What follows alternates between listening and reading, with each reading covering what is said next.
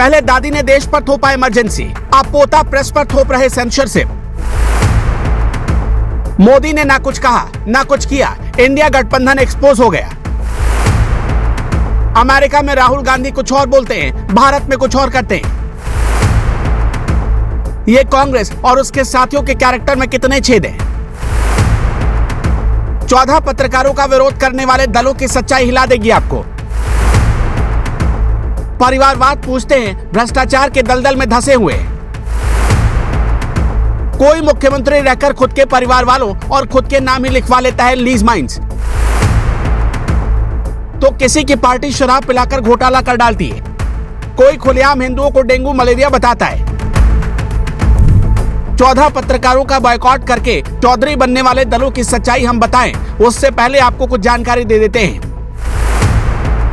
जिन पत्रकारों को इंडिया गठबंधन ने बॉयकॉट किया, आप उनके नाम यहां देख सकते हैं। ये 14 पत्रकार नेशनल टेलीविजन चैनल पर आते हैं। इंडिया गठबंधन ने दावा किया कि ये पत्रकार डिबेट के नाम पर नफरत फैलाते हैं, इसलिए इनकी डिबेट में इंडिया गठबंधन की किसी भी पार्टी का कोई प्रवक्ता या नेता नहीं जाएगा।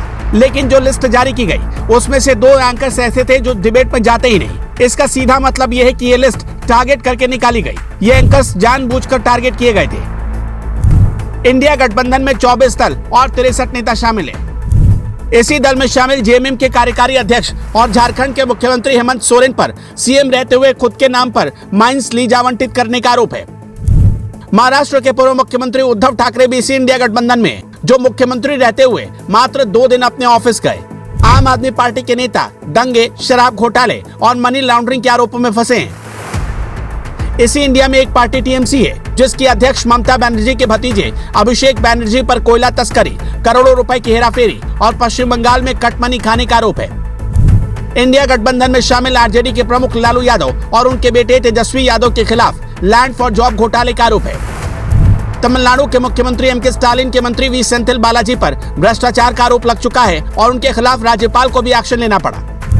इसके अलावा शरद पवार और नीतीश कुमार दोनों पलटी मारने के मास्टर हैं। और इन सब दलों ने मिलकर उन 14 एंकर्स का बॉयकॉट कर दिया जो देश हित में कांग्रेस से चुभने वाले सवाल पूछते थे।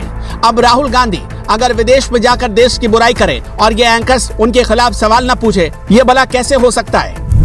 लोकतंत्र की दुहाई देने वाले दलों की वजह से कैसे लोकतंत्र खतरे में पड़ गया, जरा उसका सबूत आगे देखते जाइए। सबसे पहले ये समझिए कि इंडिया गठबंधन का विस्तार कहाँ है। पंजाब, हिमाचल, दिल्ली, बिहार, राजस्थान, पश्चिम बंगाल, झारखंड, छत्तीसगढ़, केरल और तमिलनाडु, कुल मिलाकर 10 राज्य। इन 10 राज्यों में इंडिया गठबंधन के कुल 142 लोकसभा सांसद हैं, जिन्हें 22.9 करोड़ वोट मिले।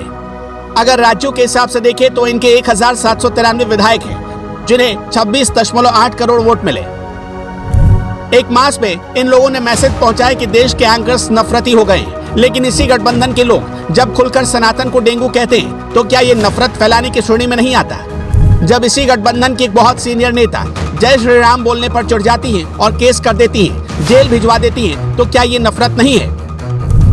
अब कुछ और कड़वी सच्चाई देखिए। ये सारे वो नेता हैं जो अभी तक वर्ल्ड प्रेस फ्रीडम दिखाकर कहते आए कि भारत में प्रेस की आजादी खत्म हो रही है। इसी साल 1 जून को अमेरिका दौरे पर राहुल गांधी गए थे। तब अमेरिका में राहुल गांधी ने कहा था कि लोकतंत्र के लिए प्रेस की आजादी जरूरी है, भारत में ये आजादी खत्म हो रही है।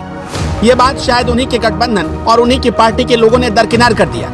मोदी इंटरव्यू छोड़कर जाते हैं तो वीडियो वायरल कर दिया जाता है, लेकिन ममता बनर्जी जब एक बीच इंटरव्यू में पत्रकार को भगा देती हैं, धमकाती हैं और इंटरव्यू छोड़कर चली जाती है, उसे कोई नहीं दिखाता, उसकी क्लिप वायरल नहीं की जाती। ईमानदार बनने वाले पत्रकारों के चोले में कितनी ईमानदारी है, ये तो हिंदुस्तान ने तभी देख लिया था जब एक इंटरव्यू में ईमानदार मुख्यमंत्री को एक प्रसून पत्रकार ये समझा रहे थे कि इंटरव्यू में कौन सा हिस्सा रखेंगे और कौन सा हटा देंगे, आपसे क्या पूछेंगे और आपको क्या जवाब देना है। इसलिए अब देश को तय करना है कि ईमानदार कौन है। अगर आप हमारी बात से सहमत हैं तो इस मैसेज को ज्यादा से ज्यादा लोगों तक पहुंचाइएगा और कमेंट बॉक्स में एंकर्स के बॉयकॉट पर अपनी राय लिख दीजिएगा। क्या ये फैसला सही है या गलत है?